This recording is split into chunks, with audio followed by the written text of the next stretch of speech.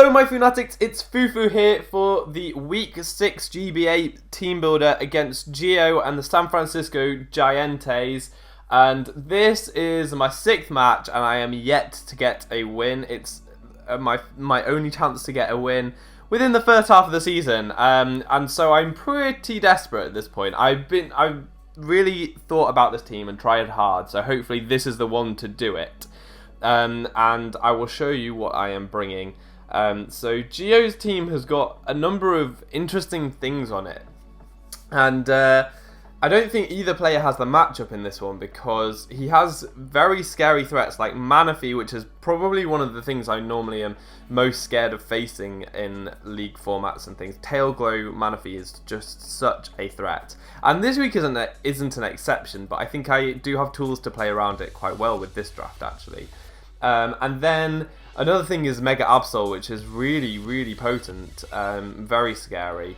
So those are things to consider. He does have other massive offensive threats like Entei and things, but only until recently he didn't actually have a Dragon type resist. He has picked up Gramble since then, which is an interesting point to note.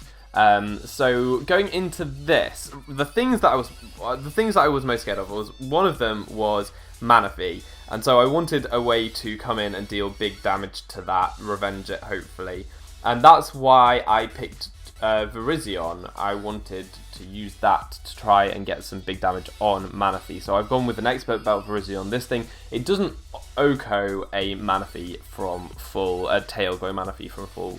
And that was because it's just so naturally bulky, but it does do a very good chunk, and if I don't let it get up a tail glow freely, this thing should be able to revenge it, which is very nice.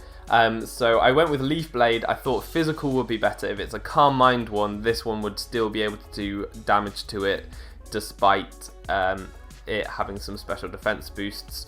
And also Leaf Blade hits harder than Giga Drain because it's a base 90 move compared to a base 75. I know that I could run Energy Ball instead if I wanted to go for a special set, but that's just what I thought. Also, Crit Chance is always nice because I might need some hacks there. So yeah, that's why I went with Leaf Blade, and it does help with some other things.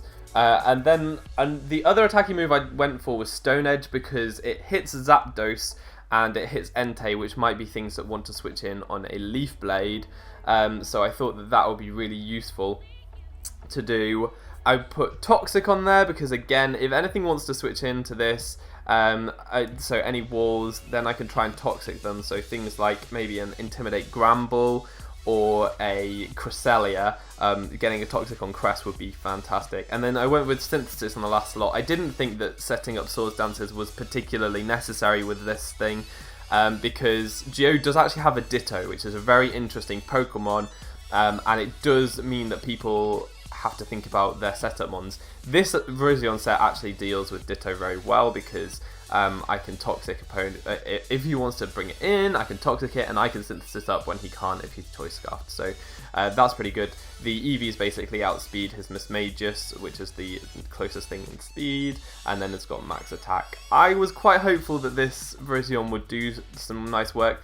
Geo has a lot of base 100 mons that this thing can potentially revenge. So if Zapdos is whittled a bit with rocks, I can take it out with the Stone Edge. If Entei again comes in on rocks, the Expert Belt Stone Edge should do a good amount of damage, should be able to revenge it eventually. And Leaf Blade against the Manaphy as well. So hopefully doing some good damage to those base 100s.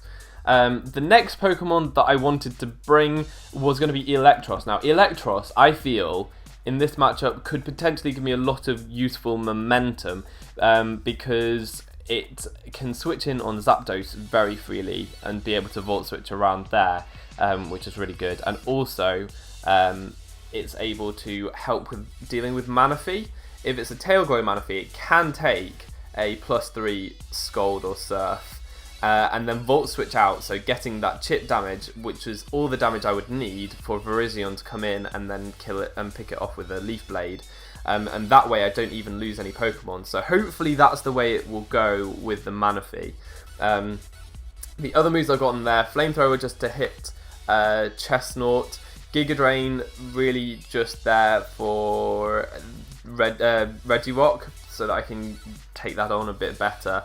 And the final move is Aqua Tail, because his only electric immunity is Nidoking, and Aqua Tail is really my best move to hit it. It does a lot of damage. So that's just there for that. Nidoking is quite a scary threat, to be fair. But if I can lure it in and Aqua Tail it, that's very good. And I've got lots of things to outspeed it too. Speaking of things that outspeed and can kill Nidoking, here is Cold Turkey.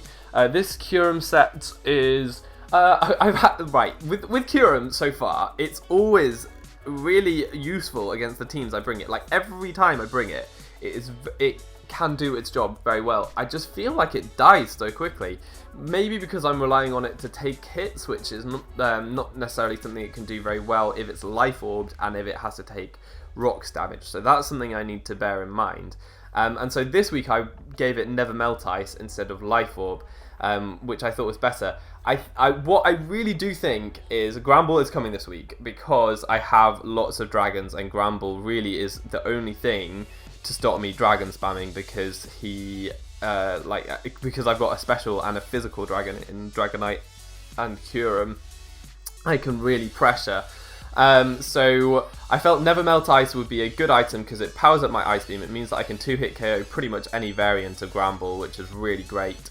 But it also powers up my Ice Beam for things like the Zapdos, a Chestnut. It means I don't have to rely on Draco as much as well, because that can miss, and also dropping my special attack means that obviously I may not be able to 2-hit KO stuff if I do that. So a powerful Ice Beam I thought was the most useful thing to have there. The only thing that resists it really, well, there's the Entei, which could be Assault Vested, so that's something that I need to bear in mind, and also Manaphy, but Draco should do a lot to that. Draco should do a lot to both of them, and I can always Toxic things that might want to switch in. I was thinking maybe he would opt for a specially defensive Cresselia, which would be able to take hits quite well, but if I can Toxic that again, that would be great.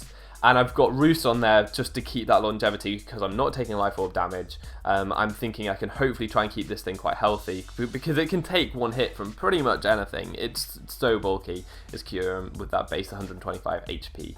I really like this Pokemon. I just feel like I waste it. Last week, I just let it die to a Steelix, and I needed damage on the Steelix, but I probably should have got that damage elsewhere and then killed it with a Kyurem, preserving my Kyurem to wall break a bit more and whatever. But yeah, anyway, that's the Kyurem this week, so hopefully it will be able to perform its role and stick around a bit longer. The next Pokemon that I'm bringing is Fool of a Crook. He's going to be my Stealth Rocker this week. Stealth Rocks could be very, very useful for helping out with Zapdos and also helping out with Entei. Both are big threats to my team. Generally, just getting some chip damage is good too.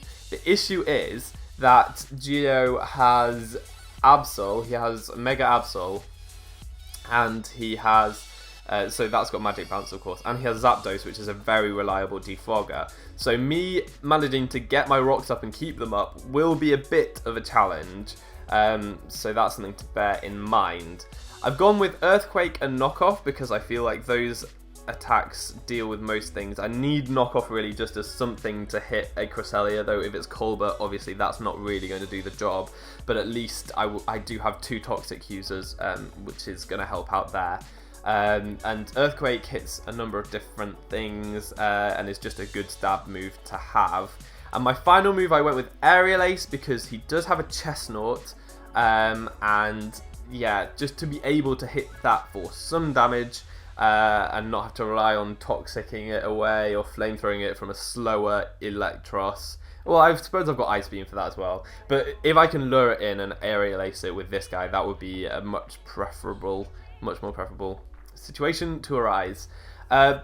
Notes on EVs for both Kyurem and Crook. They both are hitting the same speed, which is there to outspeed neutral natured max speed base 100s. So if a modest Manaphy comes, or if an adamant Entei comes, these two will outspeed them both. It means that I miss out on a bit of power with my Kyurem, but I think that's a good trade-off to make. I don't really... and if I went modest, that means that stuff like Nidoking would be able to outspeed me. Maybe even a max speed Cresselia, who knows. So I wanted that speed, and I thought if I'm going to go positive speed nature on these two, I may as well be able to outspeed those neutral base 100s. I also gave him a Roselli Berry. This means that he can actually switch in on Mega Absols with Play Rough, intimidate them, and easily be able to eat a easily be able to eat a Play Rough and Earthquake it, which I think kills. Or it might not, might just miss out on the KO, but it's not necessary for him to OHKO it, because I have ways of revenging with other things, although not many. Mega Absol is a huge threat to me. Mega Absol is a huge threat to me. Yeah, so that's this guy. Also, Roselli Berry might help with Gramble, but that's not really what I'm using Roselli for. It's more for the Absol, so I'm going to try and preserve it for taking that on a bit better. Yeah, so that's Crook. We're going on to the Mew set this week. I had toyed with a load of different Mew sets, like lots. I had thought about Nasty Plot initially with Vacuum Wave for the Mega Absol, and I had toyed with, like Bulk Up was on the table at one point. I was thinking also Baton Pass, but I decided that I wanted to go Calm Mind Substitute. It means that I can avoid potential status moves. Also, Substitute means I can potentially avoid being caught by Ditto. So if I'm behind a sub, it can't transform into me. Or if it comes in and I sub up on that turn, then I can start spamming Signal Beams. So I thought that was probably the best way to go about that. Psyshock is there because it hits Assault Vested Entei a bit more powerfully. Signal Beam for Cresselia, but most importantly for Mega Absol, I have the Colbur Berry for that. I feel like a Signal Beam is a better option than Vacuum Wave because he could Sucker Punch me anyway. So if I am going to be taking a hit with the Colbur Berry, I may as well hit him for Signal Beam and also be able to hit a Dittoed Mew or a Cresselia.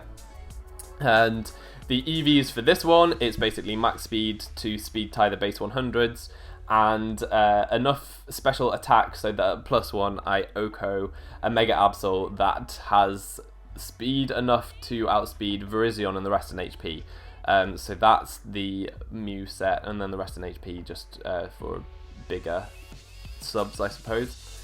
The final thing is Suicune, because at the moment I have literally nothing for Entei, and Entei is terrifying. Like, no switch-ins. I do have stuff to revenge it, but no switch-ins. So this is my switch-in. This is the one thing. But it also is like a switch-in on other stuff too, which I can't really, like, fairy types are very scary to this team, so if Gramble does come, then Suicune can hopefully be able to switch in on that.